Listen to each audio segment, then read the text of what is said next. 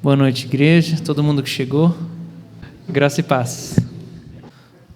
Você vai receber aí na sua mão um folheto sobre a Quaresma. E eu sei que para a maioria de nós, Quaresma é uma coisa de católico, mas é mentira. E eu quero dar uma pincelada com vocês, relembrando o que a gente está vivendo nesses dias. Então nós passamos o carnaval e na quarta-feira de cinzas, né, a gente começou a Quaresma, que são os 40 dias antes da Páscoa, sem contar os domingos. Ela começa na quarta-feira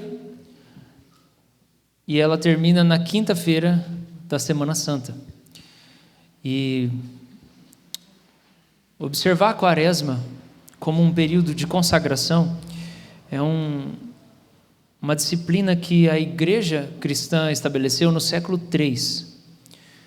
Então, no século III, irmãos, a igreja lá atrás, quando predominantemente ela estava no Oriente, ela começou a ter esse hábito de, nos 40 dias antes da Páscoa, começar a ensinar sobre arrependimento, orar por arrependimento,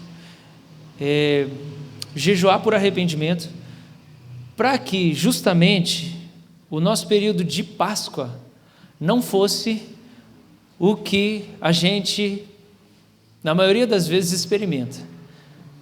Para muitos de nós, a Páscoa é um feriado que a gente come chocolate e pronto. E aí a gente faz uma viagem por aí. Mas a gente acaba olhando como igreja, infelizmente, a gente acaba olhando naquele olhar assim brasileiro de mais um feriado, que bom. E aí a gente passa por cima do significado daquilo. E a gente não agrega nenhum valor espiritual para o feriado da Páscoa. Logo nos primeiros séculos da igreja, a igreja desenvolveu algo chamado calendário litúrgico. E as igrejas mais tradicionais observam assim, tintim por tintim do calendário litúrgico. A Igreja Católica Apostólica Romana, de maneira geral, observa o calendário litúrgico. E o calendário litúrgico, ele começa no final do ano. Eu não vou falar dele inteiro aqui. Então, ele começa no final do ano. No calendário litúrgico, a gente tem a celebração do nascimento de Jesus, que é o Natal. 5 finais de semana, 4 finais de semana antes do Natal, tem aquilo que, segundo o calendário, é chamado de Domingos do Advento, que a gente começa a relembrar que a gente vai comemorar o nascimento de Jesus. Aí vira o ano, a gente tem o chamado de tempo comum, que a gente não comemora nada específico. E aí a gente tem o tempo da Quaresma, que são os 40 dias antes da Páscoa. E aí na Páscoa a gente comemora na Semana Santa a oferta de Jesus e a ressurreição de Jesus. E aí a gente continua o ano naquilo que é chamado de tempo comum. Observar o calendário litúrgico tem um ponto positivo para nós. Talvez o principal ponto positivo para nós é que quando a gente observa o calendário litúrgico, ele dá ritmo para a nossa vida. Ele dá ritmo para a nossa alma. Se a gente continuar a avançar como igreja, observando o calendário litúrgico, como a gente fez no ano passado, e nesse ano a gente está repetindo, eu acredito que a gente vai criar uma cultura que nenhum de nós jamais experimentou. A gente vai viver unidade de espírito. A gente vai saber, como igreja, que quando a gente está em tal período do ano, toda a comunidade de fé está orando as mesmas coisas, está buscando as mesmas coisas, está meditando na mesma palavra e está vivendo o mesmo humor, o mesmo espírito. E a gente não vai se sentir sozinho na nossa caminhada. Infelizmente, a gente se sente sozinho boa parte do tempo na nossa caminhada cristã. Mas o calendário litúrgico é justamente para dar ritmo para a nossa alma. Então a gente entrou na Quaresma, o que é para ser o período que mais chama a nossa atenção como igreja, porque para nós, igreja de Jesus, a Páscoa é o período mais importante do ano, porque é o que mudou a história da humanidade e é o que deu sentido para a nossa vida. Foi a morte e ressurreição de Jesus.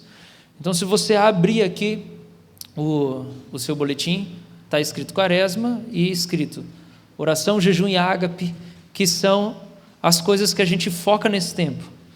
ok? Então você vai ter ali um primeiro parágrafo sobre oração, objetivamente falando sobre oração.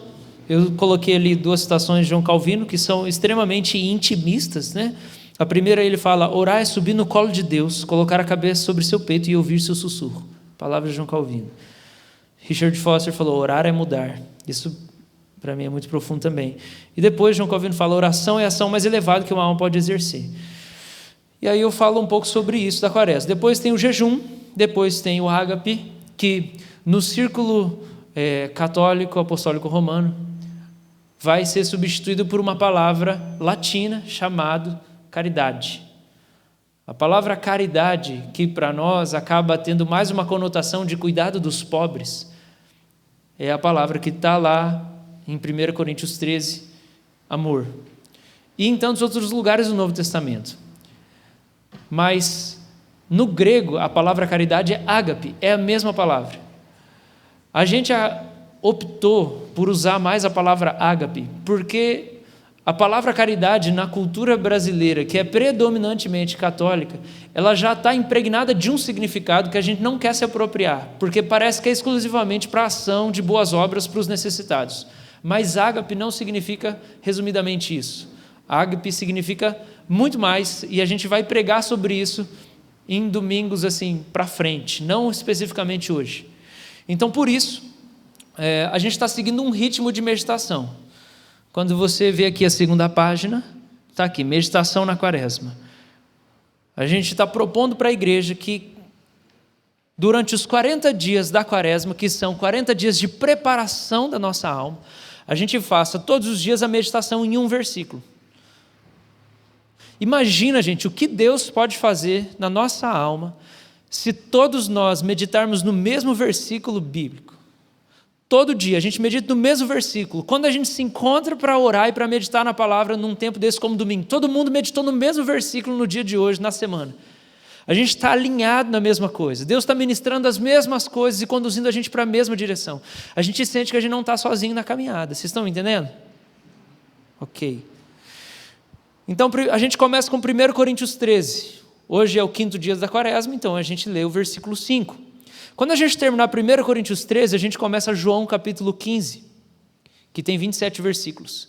E assim a gente completa os 40 dias da quaresma, lendo. Cada dia um versículo de 1 Coríntios 13, depois João 15. Está claro? Ok. Eu discriminei aqui para nós um método de meditação, que está ali,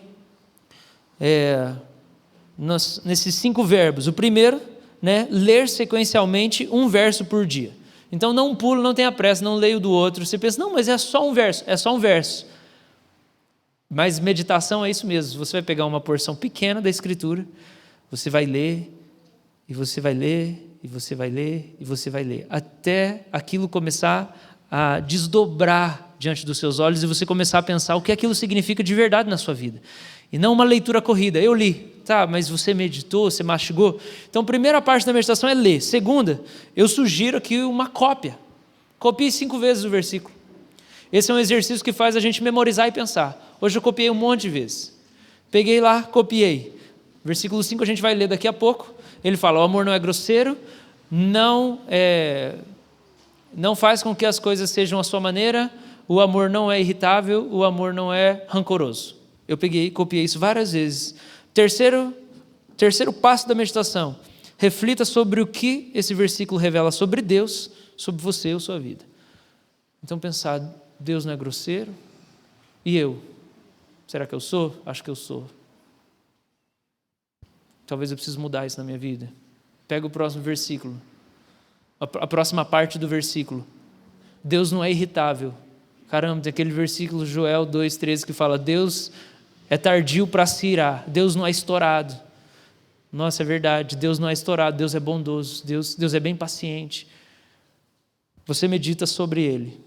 Quarta coisa, você ora sobre o verso. Então você ora: Deus, obrigado porque o Senhor não é grosseiro, o Senhor não é irritado, o Senhor não é rancoroso, o Senhor perdoa os meus pecados, o Senhor não está amargurado comigo. Deus, me ajuda a ser assim também. E aí você ora aquela palavra. E, em último lugar, compartilha o significado com alguém. Fala assim: eu li um versículo hoje, significa isso. Ou então só fala, ó, eu li esse versículo. É fácil, não é? É simples, não é simples? Ok, ali embaixo continua explicando o jejum da quaresma. Então, como nós fizemos ano passado, esse ano a gente está mobilizando a igreja, e a liderança da igreja está firme nisso. A gente está propondo e incentivando as pessoas a fazerem o jejum de Daniel, que é o jejum aqui, como eu escrevi. Nesse jejum nos absteremos de todos os tipos de carne, doce, óleo, farinha, café, alimento de origem animal, leite, ovo, etc., produtos industrializados, refrigerantes, chocolate e molhos. Então, você come legume, verdura, folha, fruta, grão. Vai fazer um detox. O seu corpo vai te agradecer no final do jejum de Daniel. E a sua alma também. E tudo dentro de você vai parecer mais leve. Você já percebeu que hoje parece que Deus já começou a responder o nosso tempo de consagração? Você sentiu a presença de Deus no ambiente de uma maneira mais viva? A gente não vai fiscalizar, isso é uma coisa do coração, né? Quem quiser faz, quem não quiser não faz. Se você quer caminhar, se você quer avançar, é isso que a gente está propondo. Fazendo em comunidade se torna uma coisa mais fácil de alcançar. E para a gente terminar, uma frase de João da Cruz, que é: para chegares onde desejas, é preciso andar pelo caminho que não queres. Amém? Ok? Essa é a proposta. E aí, na folha de trás do nosso boletim, Páscoa é o objetivo supremo da quaresma. Por que a gente, nesse tempo de quaresma, vai orar sobre arrependimento, vai orar sobre amor, vai jejuar, vai pedir: Deus, eu quero voltar o meu coração para o Senhor, para que quando chegar na Páscoa a gente possa celebrar de verdade a Páscoa, e isso tem um sentido espiritual para nós, e não só mais um período que a gente não trabalha. Então, por isso, porque é um feriado santo, porque é um feriado voltado para aquilo que é o mais importante da nossa fé, a gente vai ter como proposta essa programação. Quinta-feira Santa, se você não lembra, na quinta-feira à noite, Jesus foi traído, ele foi preso, e ele foi interrogado na madrugada, veladamente, de maneira desonesta. Mas antes disso, ele fez a última ceia com os discípulos.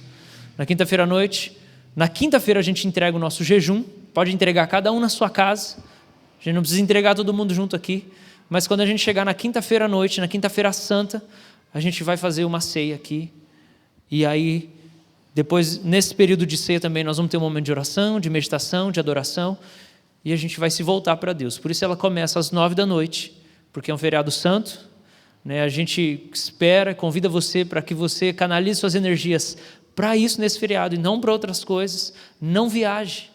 Viva essa experiência espiritual com a igreja.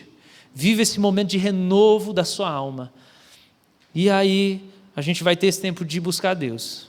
Pensando que foi nessa hora que Jesus estabeleceu a última ceia, foi nessa hora que Judas beijou ele, traiu ele, foi nessa hora que Jesus foi levado e preso, foi nessa hora que aconteceu todas aquelas coisas. A gente vai passar esse tempo das 9h à meia-noite aqui, adorando, buscando, meditando, tomando a Santa Ceia. Na sexta-feira, eu sugiro, está ali uma sugestão, eu sugiro, né, a gente não vai fazer isso junto, não tem nem como a gente fazer isso junto, mas eu sugiro você ir no Bosque de Jesus. Se você não conhece o Bosque de Jesus, que eu conheço, é o único mosteiro evangélico, é a Fraternidade das Irmãs de Maria, as irmãs protestantes que surgiu lá na Alemanha, com uma mulher conhecida como Irmã Basileia.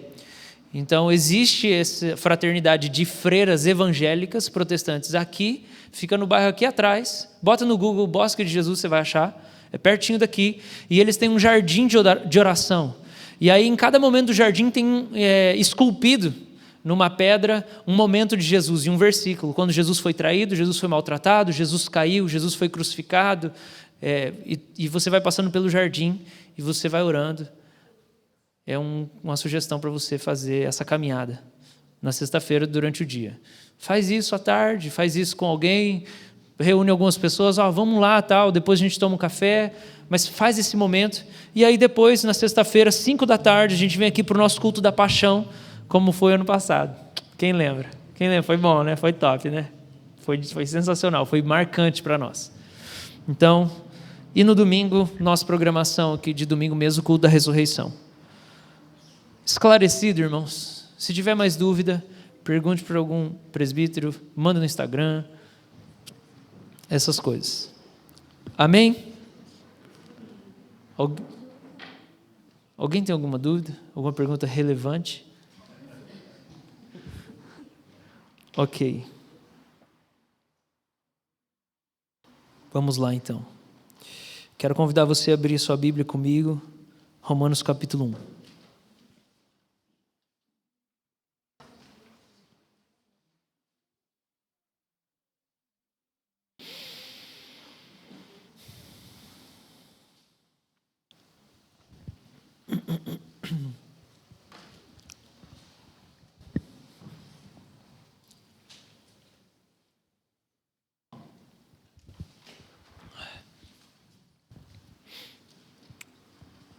Vamos orar mais uma vez?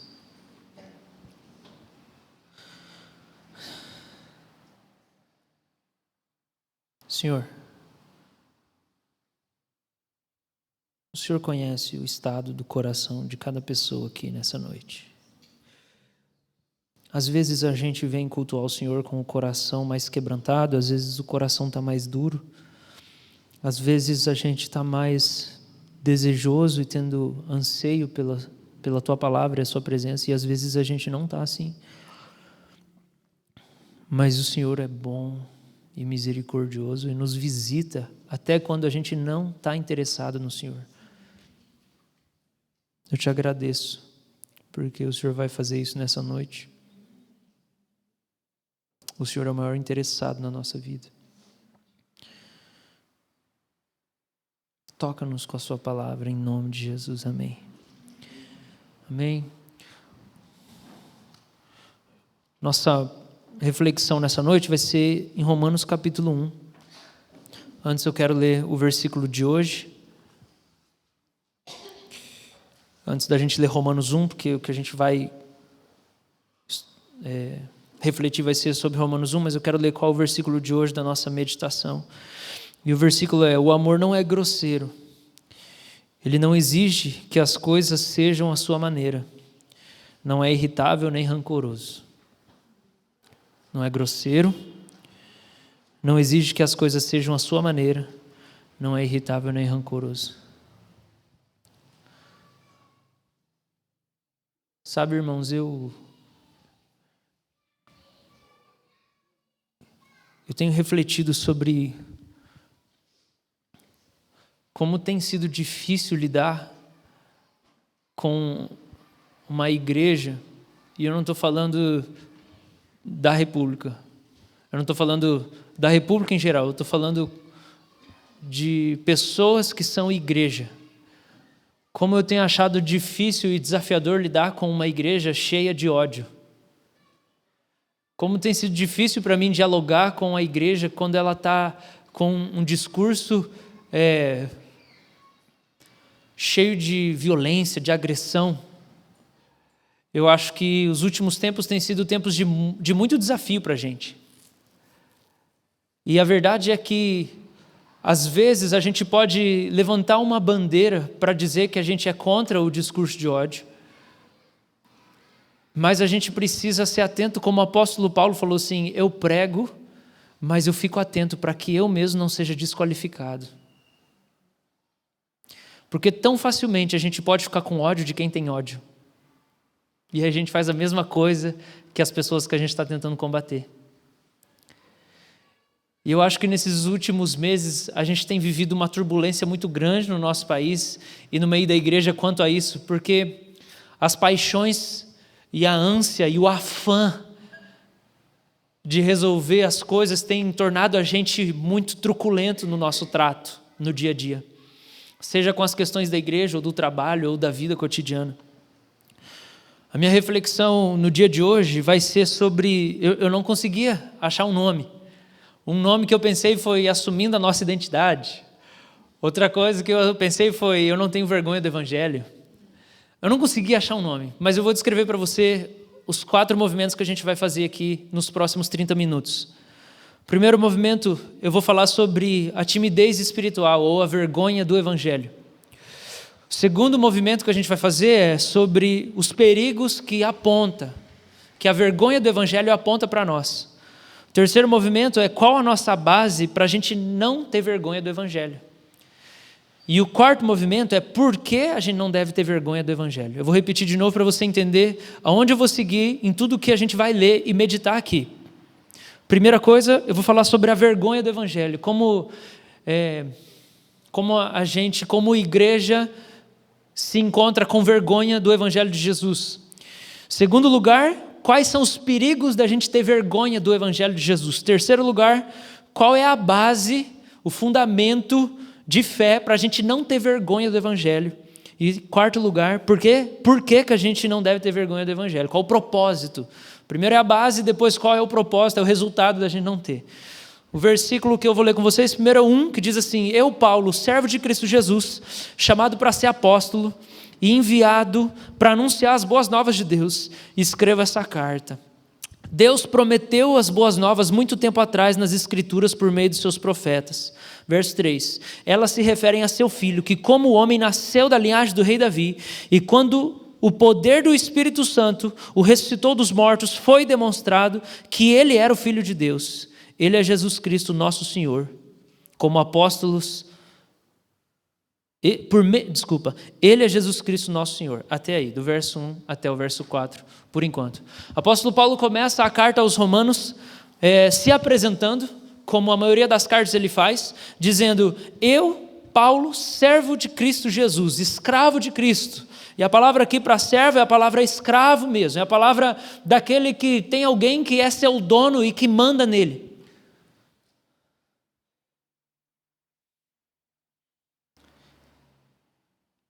Essa é a maneira que Paulo começa se apresentando.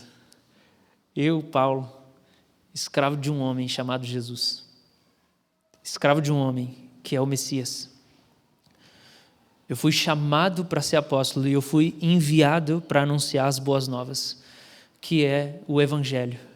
Ele se apresenta dessa maneira.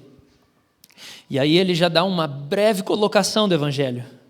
E ele começa a puxar no Antigo Testamento tudo aquilo que aconteceu antes do nascimento do nosso Senhor Jesus Cristo, que foi aquilo que, como o Hector ontem pregou lá na Igreja Batista de Vila Oficinas, a gente vê Jesus Cristo sendo anunciado desde os profetas, pelos salmos e ao longo dos livros históricos.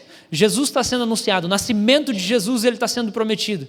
O apóstolo Paulo começa a referenciar a carta dele e o movimento que ele está fazendo, e ele diz: eu sou um escravo de Jesus e eu estou escrevendo essa carta, e eu sou alguém que levanto a bandeira do Evangelho como a minha causa, porque em primeiro lugar, lá atrás os profetas anunciaram Jesus. Lá atrás as Escrituras falavam de Jesus. Deus prometeu o Evangelho muito tempo atrás nas Escrituras Sagradas por meio dos seus profetas.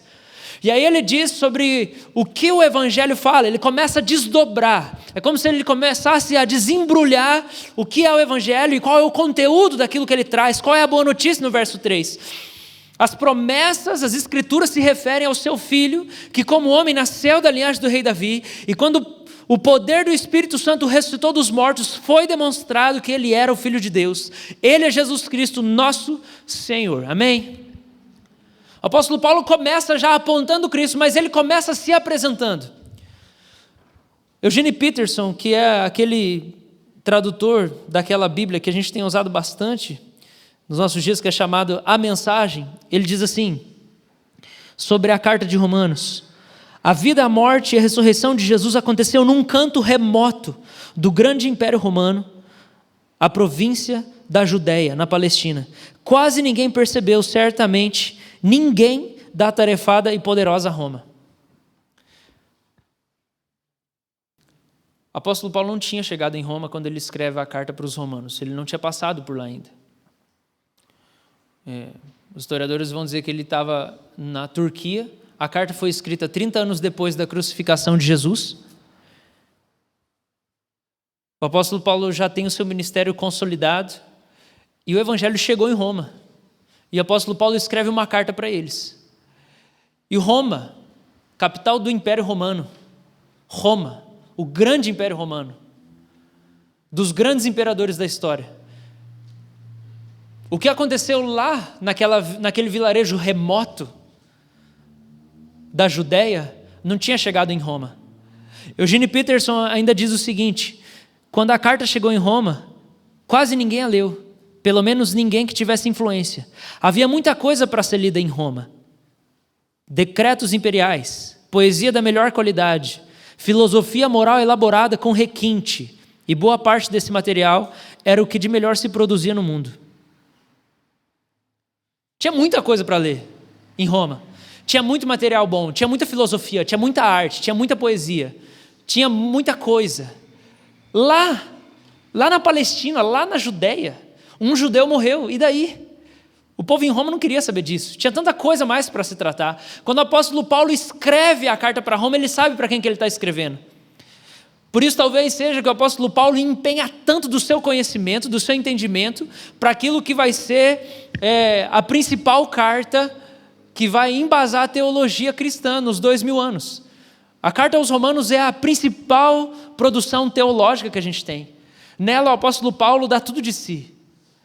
Ele faz mais ou menos aquilo que ele explica em Efésios, só que nos Efésios ele faz em poucos capítulos, não dá nem 10 capítulos. Quando você chega aos Romanos, Paulo ele é mais extenso, ele vai parte por parte, colocando as implicações do Evangelho. E ele escreve essa carta para os romanos. E aí, quando a gente chega no versículo 16, ele diz o seguinte: eu não me envergonho das boas novas a respeito de Cristo, que são o poder de Deus em ação para salvar todos que creem, primeiro os judeus e também os gentios. Eu não me envergonho do Evangelho de Jesus Cristo, porque é o poder de Deus em ação para salvar todos que creem, primeiro os judeus e também os gentios.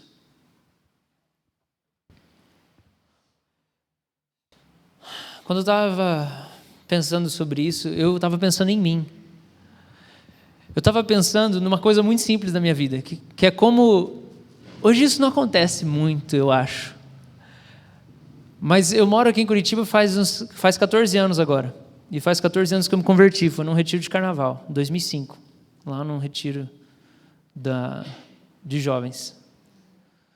E, inclusive, lá agora eu estava pregando na igreja de Sorocaba, onde o pastor Júnior veio pregar num retiro nosso aqui, no ano que eu me converti. Então, ele veio pregar para mim, hoje eu vou lá pregar para ele. E... durante esses 14 anos morando em Curitiba, muitas vezes eu tive vergonha do jeito que eu falo. Por quê? Por quê? Né? Tive vergonha do jeito que eu falo? É porque a gente sempre é zoado, né? Mas assim, eu nunca me senti vítima de bullying por causa disso. Só dá uma vergonhinha assim, né? Aí quando você viaja assim, para Belo Horizonte, para Vitória, você incorpora, deixa aí... o povo nem descobre. Mas aí chegou um tempo em que eu entendi que Deus queria que eu fosse eu mesmo. E a verdade é que cada um de nós tem coisas na nossa vida que a gente tem vergonha de fazer parte de quem a gente é. Existem partes da sua história que você tem vergonha. Talvez é o jeito como você se portou diante de uma situação, ou como você perdeu uma oportunidade. Ou talvez é o seu próprio passado mesmo, a sua criação. Quando eu leio Romanos capítulo 1, eu penso em como Paulo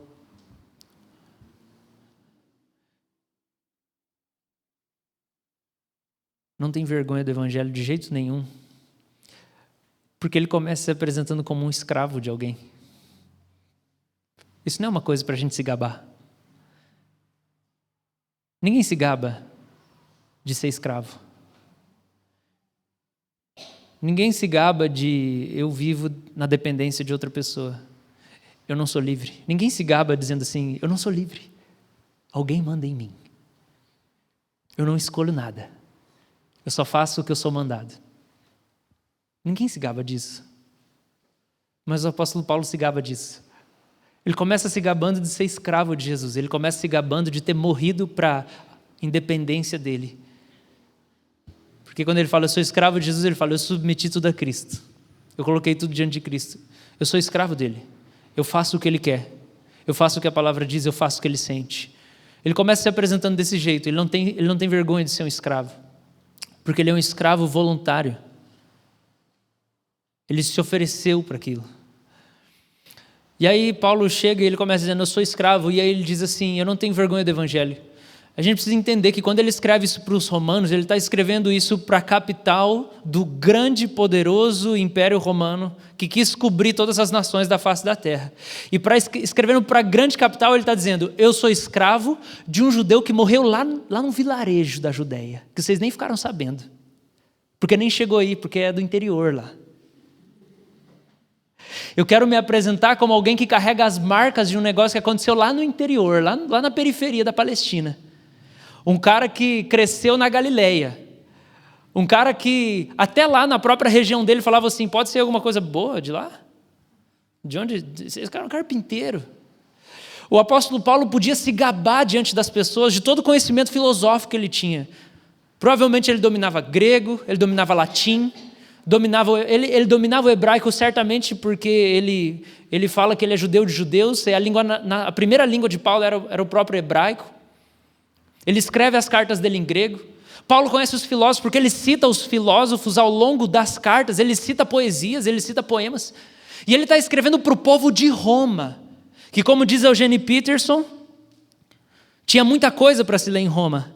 Uma carta de um judeu lá da Palestina não era nada, comparado o tanto de decreto imperial para se ler, poesia da melhor qualidade, filosofia moral elaborada e com requinte. Tudo isso, por que eu vou dar atenção para uma carta? Acontece que o testemunho do apóstolo Paulo fala muito mais alto do que todo o conhecimento dele. E aí o que faz chamar a nossa atenção para a gente ler Paulo é que ele não tinha vergonha de Jesus. O jeito que ele vivia fazia com que o evangelho parecesse mais bonito e atraente que toda a filosofia que Roma produzisse, que toda a ciência, que toda a poesia, tudo da melhor qualidade. Porque quando ele ia falar de um judeu da periferia, lá da Palestina, que morreu, ele falava isso, ele escrevia isso, carregando no seu corpo as marcas de Cristo. Ele carregava as cicatrizes dos apedrejamentos, dos espancamentos, de todos os maus tratos que ele recebeu.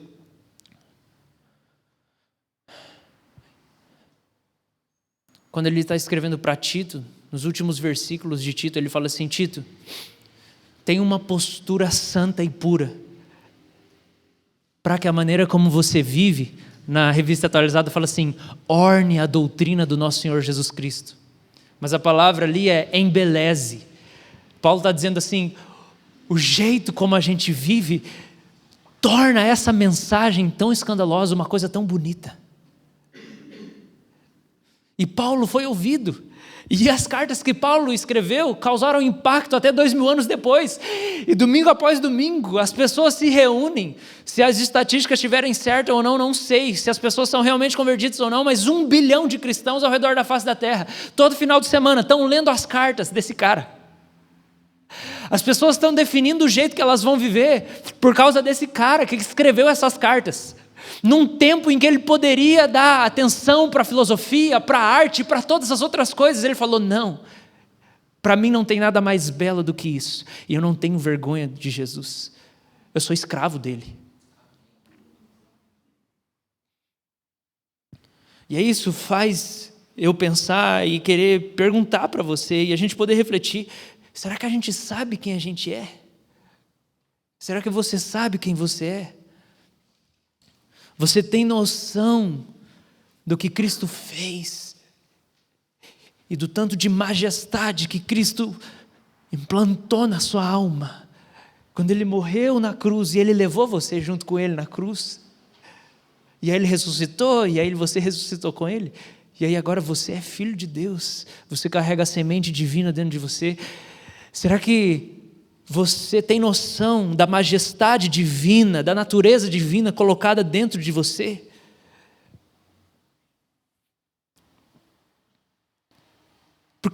Esse cara podia se gabar de várias coisas, até do judaísmo.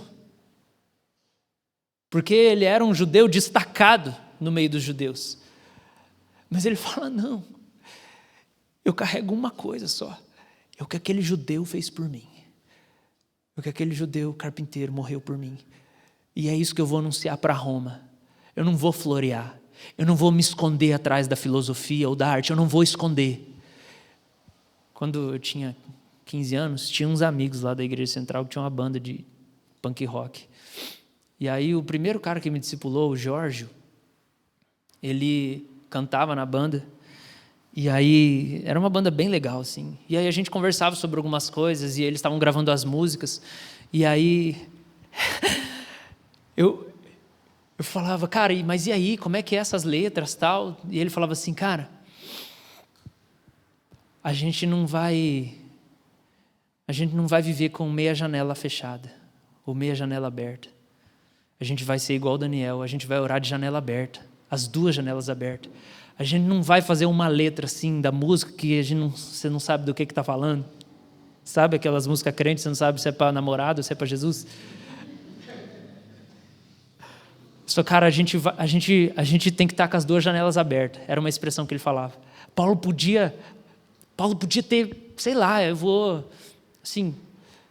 escrever Crônicas de Nárnia. Tipo, vou escrever uma crônica, que é uma fantasia. E aí eles vão deduzir em algum momento que eu estou falando de Jesus. Nada contra C.S. Lewis, pelo contrário, ele escreveu um monte de coisa boa de teologia. Mas aí você pensa, o cara não tinha vergonha, sabe? Ele não tinha vergonha do evangelho. E aí isso faz pensar que toda crise de fé que a gente tem é uma crise de identidade da igreja. Crise de fé da igreja é crise de identidade. Quando eu começo a entrar em conflito porque eu não sei quem eu sou, porque eu não sei para que eu nasci, porque eu não me acho, porque eu não me encontro, porque eu me sinto deslocado, isso é uma crise de fé. É porque possivelmente eu estou procurando fixar a minha identidade naquilo que não é para ser a minha identidade. Então eu não estou me achando, porque quando eu olho para o judeu crucificado, ele não basta para mim. Então eu estou tentando me achar em umas outras coisas ainda.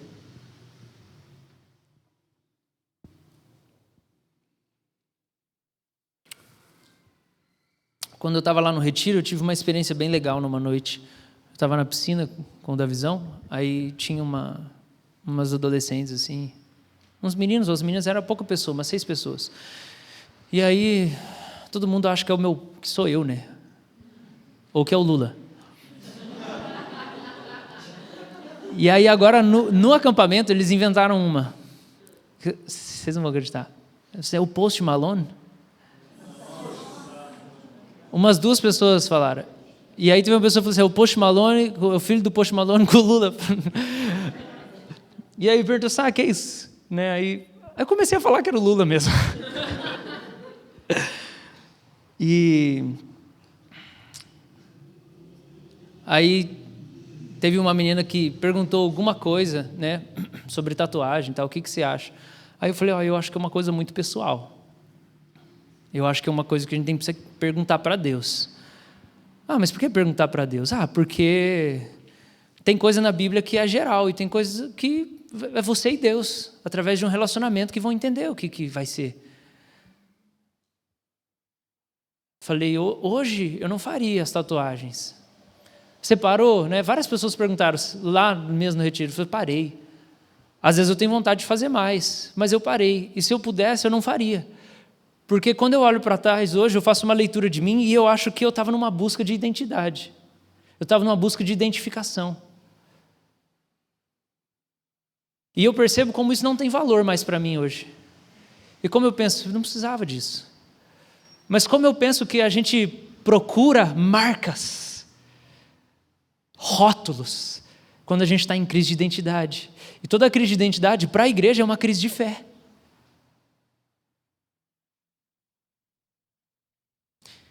Vocês viram o post do Instagram lá que eu fiz, né, sobre o carnaval? Da foto lá do capeta lá, supostamente, né, vencendo Jesus.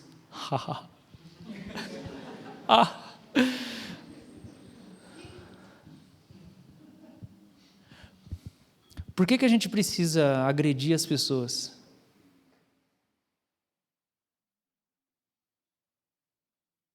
Num momento desses. É que a gente está em crise de identidade, a gente não sabe quem a gente é. A gente não entendeu. No final da nossa leitura de João 15, fala que Jesus foi odiado. Você vai ler lá. E ela vai combinar bem com a paixão de Cristo, que é o sofrimento, e é o ódio da humanidade contra Ele. Mas ela fala assim, que se o servo não é maior que o Senhor, se Jesus foi odiado, a gente vai ser rejeitado. Então eu tenho um pouco de dificuldade, assim, de conciliar essas coisas. Sabe, de querer falar assim, não, você não deveria falar comigo desta maneira, porque o meu Senhor nunca fez isso com ninguém, enquanto Ele andou aqui na terra. Ele procurava o interesse dos outros, mas quando Ele era maltratado, Ele não falava assim, eu sou Deus, você vai falar comigo assim? Tipo, a gente é discípulo dEle, ou não é? A gente pegou só uma parte de tudo que Ele oferece para nós? Aí a gente olha lá, os caras tentando, sei lá, ofender e tal, faltando lá o capeta vencendo Jesus. Por que a crise nisso? Será que a gente esqueceu que as pessoas sem Cristo estão perdidas de verdade?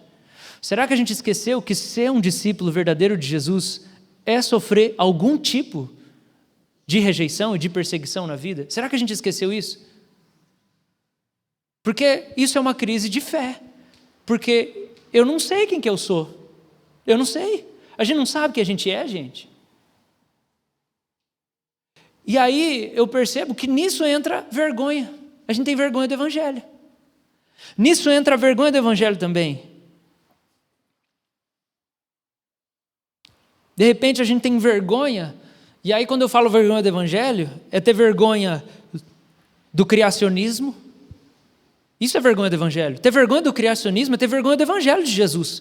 Porque eu só sou cristão porque Jesus criou o mundo. Eu só sou cristão porque Jesus é Deus. Ele que criou o universo. Eu não vou dar minha vida para alguém que não é Deus. Eu não estou seguindo um judeu que foi um cara muito bom. Eu estou seguindo um cara que é Deus. Jesus é Deus. Se o criacionismo não é verdade, então eu não vou ser cristão. Porque eu quero seguir Deus. Se eu tenho vergonha do criacionismo, eu tenho vergonha do Evangelho. Se eu tenho vergonha da ideia, a concepção de pecado e de rebelião, de que todas as pessoas são pecadoras e que eu preciso negar a mim mesmo, e que existe algo ruim dentro de mim que eu preciso combater, eu tenho vergonha do Evangelho. Se eu tenho vergonha de compartilhar isso e repartir com as pessoas a ideia de que eu creio de que elas são más, o que não é uma carta, uma luz verde para a gente agredir elas.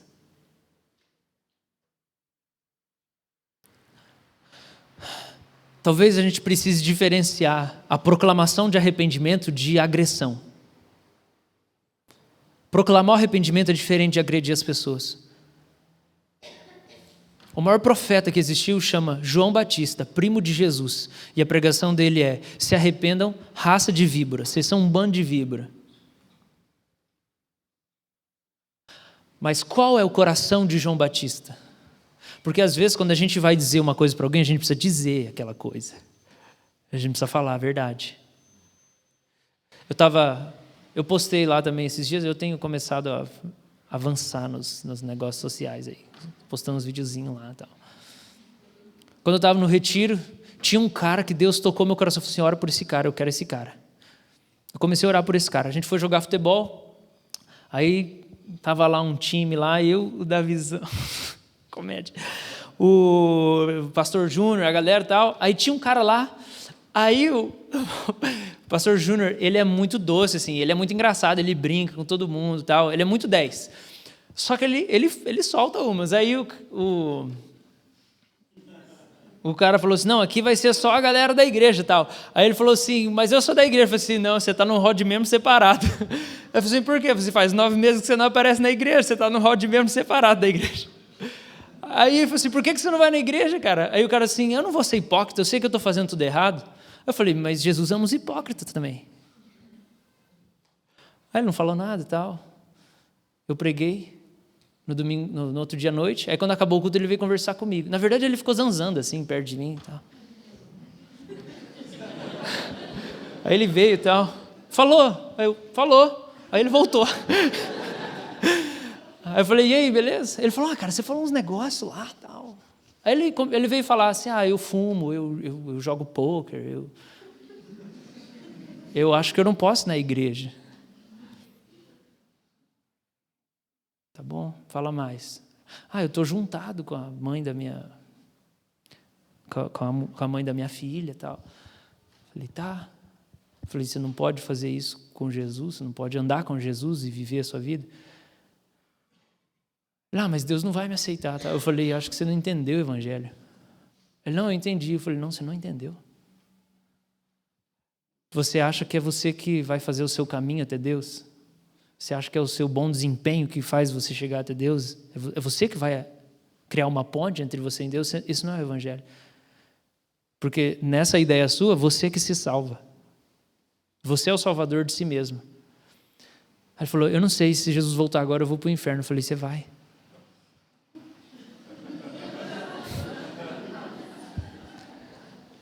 Você vai porque Jesus não te salvou.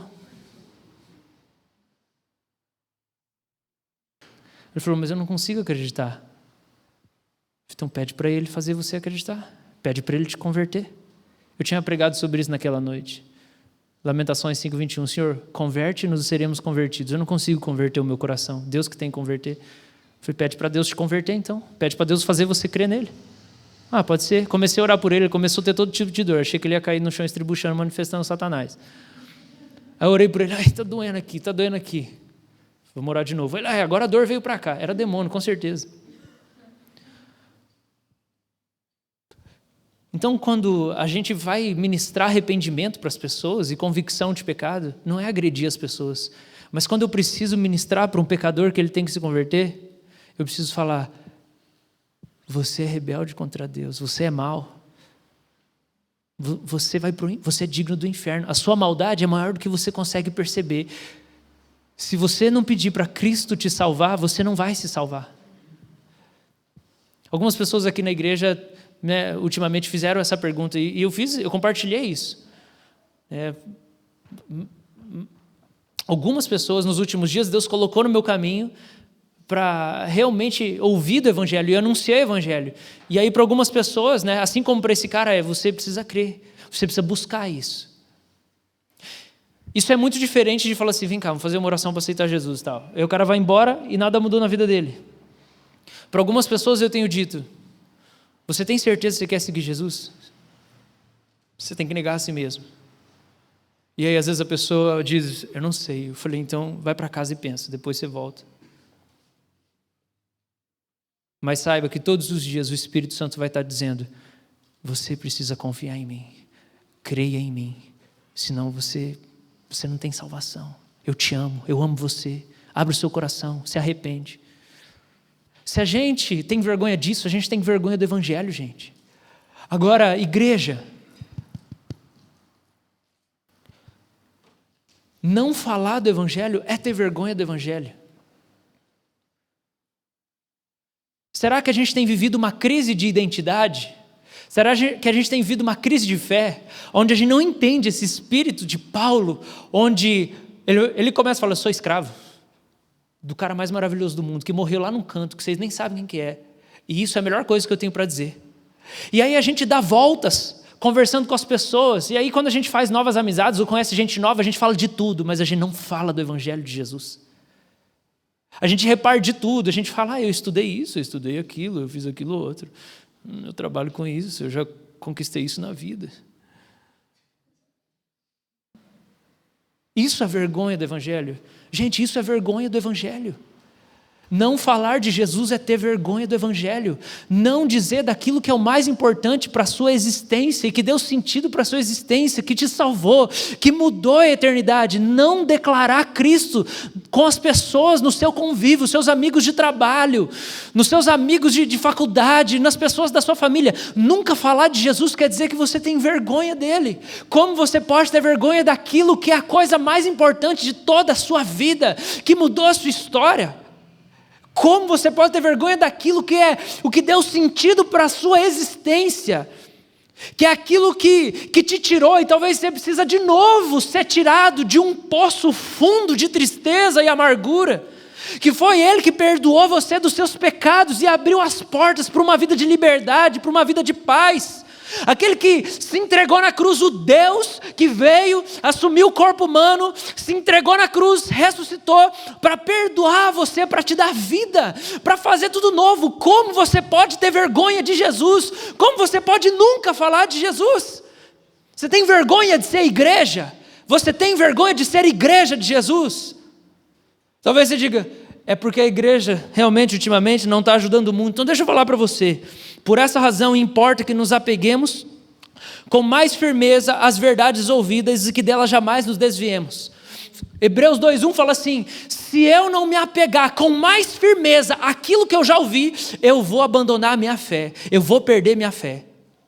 Você sabe qual é o sinal de que você tem tido convicção suficiente para você não perder a sua alma e não perder a sua fé? É porque essa convicção transborda a sua boca. Se o que você crê não transborda a sua boca, você está em risco de perder a sua fé e perder a sua alma.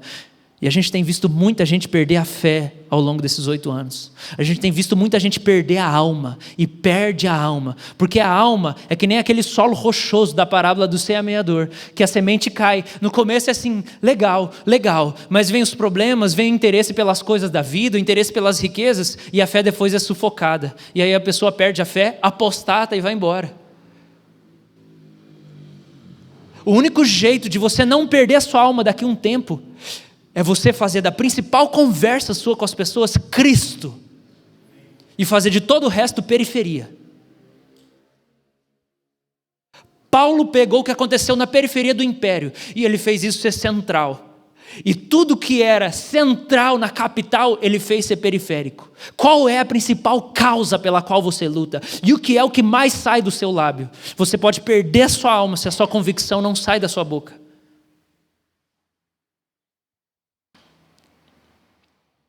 Talvez você fale, nossa, mas é que a igreja não está ajudando, pastor.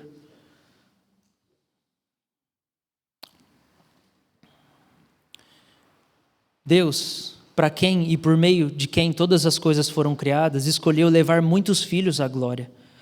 E era apropriado que por meio do sofrimento de Jesus, Ele o tornasse o líder perfeito para conduzi-los à salvação. Assim, tanto o que santifica como os que são santificados procedem de um só. Por isso, Jesus não se envergonha de chamá-los irmãos. A igreja é uma zona desde que nasceu.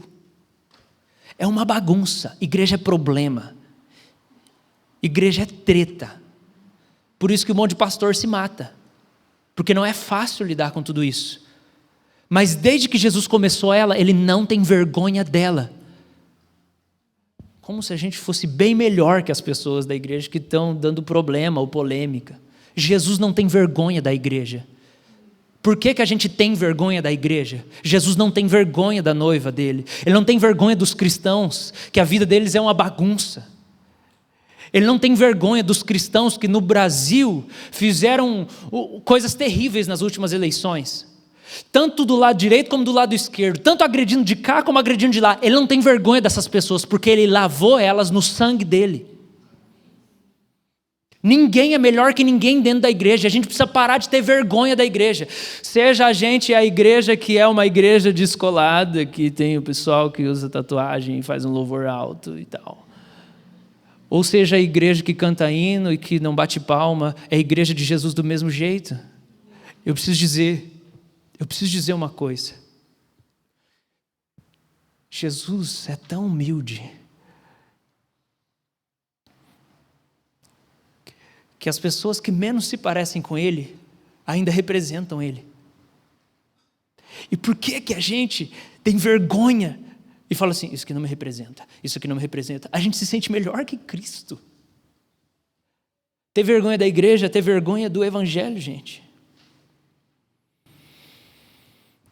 Hebreus 11:13 também fala isso. Deus não se envergonha de ser chamado Deus deles.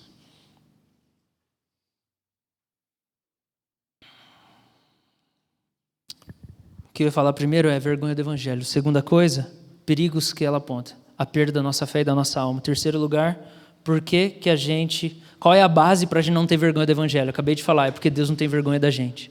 Amém, gente? Amém. Jesus não tem vergonha de você. Seja a bagunça que você é. Ele não se envergonha de nós. Ele não se envergonha de nós. Olha, se alguém falar alguma coisa de você, e eu conheço você, e você é minha ovelha, eu vou defender você.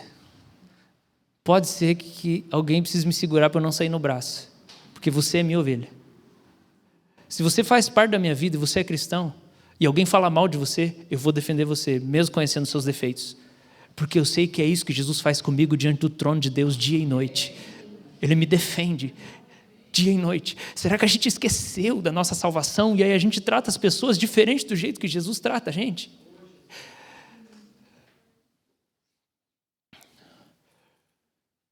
Porque aí, por causa do discurso de ódio do um, eu desprezo ele que é meu irmão.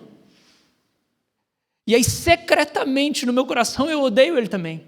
E aí, Caim continua matando Abel todos os dias, dentro da casa do Senhor. Caim continua matando Abel. Gente, a gente não é melhor que ninguém, em nenhuma esfera. Talvez a gente seja em algumas coisas mais avançado, mais maduro, a gente progrediu mais em algumas coisas, mas tudo é por causa da graça de Deus que nos sustenta. E no momento que a gente se ensoberbecer, Ele só faz isso aqui, ó. Você vai ver o que vai sobrar de você. Você vai ver o que vai sobrar do seu casamento, da sua família, dos seus negócios. A gente vai ver o que vai sobrar disso aqui. Essa igreja aqui, ó, vai acabar. A hora que a gente se ensoberbecer, Deus vai falar assim: vou tirar. Vocês precisam lembrar que vocês são pó. Vocês não são melhor que aqueles lá. E para finalizar, por que a gente não pode se envergonhar do Evangelho? Romanos 1. A gente chega... Eu quero caminhar um pouco para frente de Romanos 1. Versículo 29. Diz assim: a vida deles se encheu de toda espécie de perversidade, pecado, ganância, ódio, inveja, homicídio, discórdia, engano, malícia e fofocas. Espalham calúnias, odeiam a Deus, são insolentes, orgulhosos e arrogantes, inventam novas maneiras de pecar e desobedecem a seus pais. Não têm entendimento, quebram suas promessas. Não mostram afeição nem misericórdia. Sabem que, de acordo com a justiça de Deus, quem pratica essas coisas merece morrer, mas ainda assim continuam a praticá-las. E o que é pior, incentivam outros também a fazê-lo. Essa lista de pecado abrange todas as pessoas da face da terra. É uma lista de pecado de Paulo. Agora, por que Paulo faz essa lista de pecado? Porque ele está dizendo antes que é a nossa vida de santidade é que vai iluminar essas pessoas e impactar elas. Assim como ele fez com os cristãos de Roma. Ele dava tão importância para o que Cristo fez, que ele moldou a vida dele em torno do judeu assassinado lá na periferia da Judeia. E aí ele está dizendo: a vida que eu levo em imitação a Cristo é o que vai iluminar essas pessoas que praticam esse monte de coisa. Então eu não posso ter vergonha do Evangelho de Jesus, porque ele é o poder de Deus em ação para salvar as pessoas que vivem assim. Então eu não posso, primeiro porque Deus não tem vergonha de mim, mas eu preciso não me envergonhar do Evangelho e falar do Evangelho, porque quando eu não me envergonho do Evangelho, as pessoas são salvas através da minha vida. O Evangelho toca elas, o Evangelho abre um caminho para a salvação. A nossa vida é a preparação para a nossa pregação. E a nossa pregação é o meio que as pessoas são salvas. Jesus está interessado na salvação das pessoas. Mas, de novo, se a gente não acredita na perdição das pessoas, a gente tem vergonha do Evangelho. E aí a gente precisa fazer o que Hebreus 2:1 diz: se apega com mais firmeza àquilo que você ouviu, até isso transbordar de você. O apóstolo deixa claro isso no versículo 1, ele diz assim, versículo 21, ele diz: Eles conheciam algo sobre Deus, mas não adoraram nem lhe agradeceram. Em vez disso, começaram a inventar ideias tolas, e com isso sua mente ficou obscurecida e confusa. Dizendo-se sábios, tornaram-se tolos. Trocaram a grandeza do Deus imortal por imagens de seres humanos mortais, bem como de aves, animais e répteis. Por isso Deus os entregou aos desejos pecaminosos do seu coração. Como resultado, praticaram entre si coisas desprezíveis e degradantes com o próprio corpo. Trocaram a verdade sobre Deus pela mentira. Desse modo adoraram e serviram coisas que Deus criou, em lugar do Criador, que é digno de louvor eterno. Amém. Por isso, Deus os entregou aos desejos vergonhosos, e até as mulheres trocaram sua forma natural de ter relações sexuais por práticas não naturais. E os homens, em vez de ter relações sexuais normais com mulheres, arderam de desejo uns pelos outros. Homens praticaram atos indecentes uns com outros homens. Em decorrência desse pecado, sofreram em si mesmos o castigo que mereciam, uma vez que consideraram que conhecer a Deus era inútil. O próprio Deus os entregou a um inútil modo de pensar, deixando que fizessem as coisas que jamais deveriam ser feitas. O apóstolo Paulo declara que quando você adora a coisa errada, você vive do jeito errado. Ele sabe para quem ele está escrevendo quando ele escreve para os romanos. Ele sabe do tanto de pensamento que existe. Ele sabe do polo científico que Roma é. E ele sabe que ele precisa ser claro e puro na exposição do evangelho. Ele sabe que ele precisa ser muito preciso. A identidade da igreja, gente, tem o propósito mais sublime da face da terra, que é a salvação das pessoas. É a salvação dos perdidos. Eu quero dizer que eu não tenho uma ânsia de crescimento numérico. Eu não tenho esse fetiche. Vamos ser igual a igreja tal. Mas sabe a ânsia que eu tenho? Eu vou dizer qual que é a ânsia que eu tenho. Eu tenho a ânsia de que os crentes da minha igreja saibam a identidade deles e tenham um prazer em levar uma pessoa para Jesus, porque elas sabem a identidade delas. Eu tenho essa ânsia de que as verdades ensinadas transbordem da boca. Eu tenho ânsia de que cada pessoa que senta aqui fale de Jesus. Porque isso é viver de acordo com a nossa identidade. Nós somos igreja do Senhor. Tirado das trevas para a luz, para proclamar as boas novas de salvação. Eu queria convidar você a não ter vergonha do evangelho. Santa Ceia agora é o momento onde a gente declara isso. A gente declara: Jesus, eu não tenho vergonha de você. Mas talvez esse é um momento que, antes da Santa Ceia, seja um momento que você precisa colocar o seu coração diante de Deus e dizer: Senhor, eu tenho tido vergonha do Senhor. E talvez você precise dizer: Senhor, eu estou numa baita crise de fé mesmo, eu estou numa crise de identidade. Eu procuro uma identidade de um monte de coisa. O Senhor nunca sai da minha boca. O Senhor nunca transborda de mim. Eu queria que a gente orasse, respondesse ao que Deus falou com a gente hoje aqui, lembrando que Ele não tem vergonha de nós. Amém? Você pode fechar os seus olhos?